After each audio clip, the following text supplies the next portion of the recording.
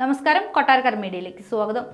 NEET പരീക്ഷയുമായി ബന്ധപ്പെട്ട വിവാദം പുതുതായി അധികാരമേൽക്കുന്ന NDA സർക്കാരിനെതിരെ ആയുധമാക്കാൻ പ്രതിപക്ഷം. ഞായറാഴ്ചത്തെ സത്യപ്രതിജ്ഞാ ചടങ്ങുകൾക്ക് പിന്നാലെ തിങ്കളാഴ്ച ദില്ലിയിൽ വൻ പ്രതിഷേധം നടത്തും. SFI അടക്കം ഇടത് വിദ്യാർത്ഥി സംഘടനകൾ പ്രതിഷേധം നടത്തും. യൂത്ത് കോൺഗ്രസും പ്രതിഷേധം നടത്തുമെന്ന് അറിയിച്ചിട്ടുണ്ട്. സംഭവത്തിൽ അന്വേഷണം ആവശ്യപ്പെട്ട് youth Congress national coordinator Vineeth Thomas വിദ്യാഭ്യാസ മന്ത്രാലയത്തിന് പരാതി നൽകിയിരുന്നു.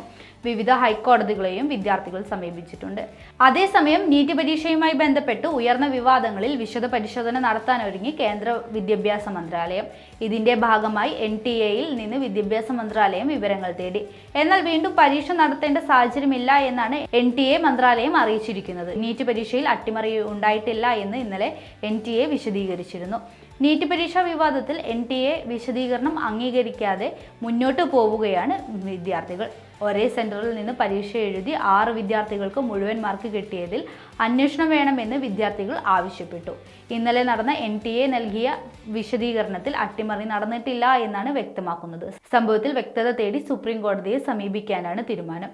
നീറ്റ് പരീക്ഷാ ഫലത്തിൽ അട്ടിമറിയെന്ന ആരോപണമാണ് ഉയരുന്നത്. അന്വേഷണം ആവശ്യപ്പെട്ട് കേന്ദ്ര വിദ്യാഭ്യാസ മന്ത്രാലയത്തിന് വിദ്യാർത്ഥികൾ പരാതി നൽകിയിട്ടുണ്ട്.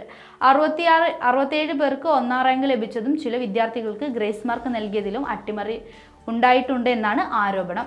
അട്ടിമറി നടന്നിട്ടുണ്ടെന്നും അതിനാൽ നീറ്റ് പരീക്ഷ വീണ്ടും നടത്തണമെന്നുമാണ് ആവശ്യം. എന്നാൽ ആക്ഷേപം അടിസ്ഥാനരഹിതമാണെന്നും പരാതിക്കാരെ കാര്യങ്ങൾ ബോധ്യപ്പെടുത്തുമെന്നും NTA വൃത്തങ്ങൾ പറയുന്നു.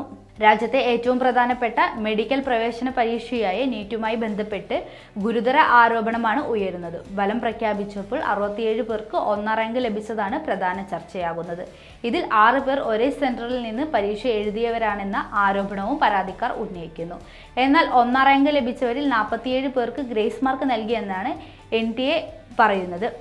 NCERT പാഠപുസ്തകത്തിലെ ഉത്തരത്തിന്റെ പിഴവിനാണ് ഗ്രേസ് മാർക്ക് എന്നാണ് NTA വിശദീകരിക്കുന്നത്. ഒപ്പം 2ാം റാങ്ക് ലഭിച്ച വിദ്യാർത്ഥികൾക്ക് സമയം കിട്ടിയില്ല എന്ന പരാതിയുടെ അടിസ്ഥാനത്തിലുമാണ് ഗ്രേസ് മാർക്ക് നൽകിയത്. മുൻകോടതി വിധികളുടെ അടിസ്ഥാനത്തിലാണ് ഗ്രേസ് മാർക്ക് നൽകിയത് എന്നാണ് NTA വ്യക്തമാക്കുന്നത്. എന്നാൽ ഇതിൽ വിദ്യാർത്ഥികളും അധ്യാപകരും ആക്ഷേപം ഉന്നയിക്കുകയാണ്.